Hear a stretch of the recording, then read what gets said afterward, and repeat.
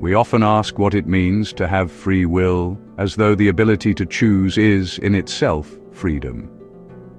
But what if most choices are made within invisible boundaries, formed by systems of reward and punishment we've internalized since childhood?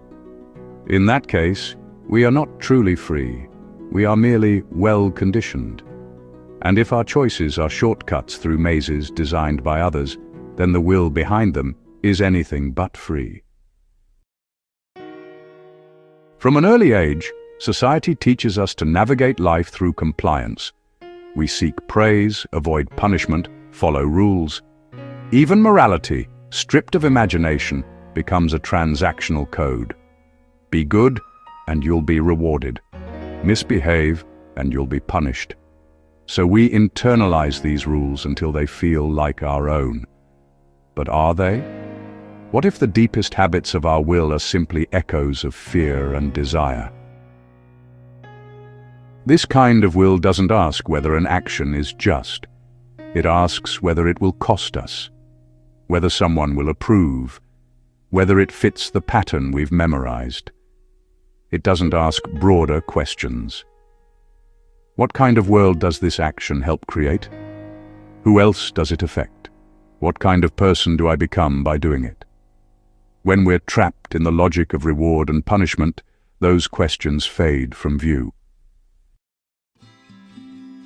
But the alternative to this conditioned will is not lawlessness or chaos.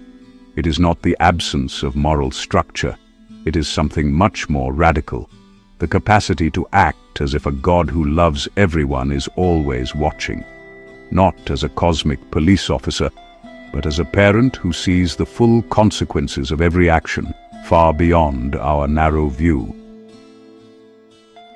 To imagine such a God is not to fear punishment, but to be awakened to the sacred weight of each decision. To live in such a way is to recognize that your choices matter, not because they affect you alone, but because they reverberate outward, touching the lives of people you may never meet. In this framework, the standard is not compliance, the standard is compassion. You might say, but if God wanted us to be good, why not make us that way? Why let us stumble? Why allow so much suffering? The answer, perhaps, is that God does not want puppets. God wants people who learn to walk.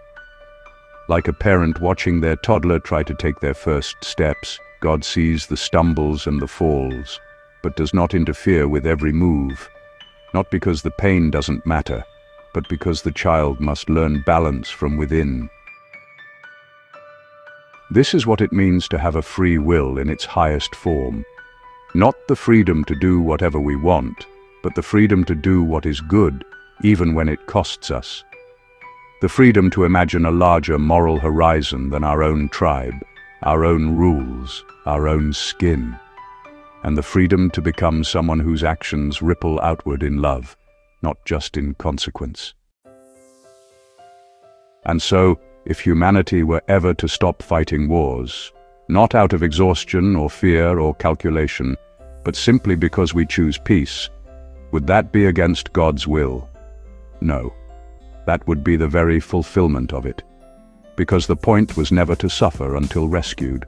The point was to grow, to stand, to walk. And like every loving parent, God rejoices when the child no longer needs to be held upright, not because the parent is absent, but because the child has become something new, a being that chooses good, not out of fear, but out of love. So remember, God wants you to walk on your own, not because you're alone, but because you were made to stand.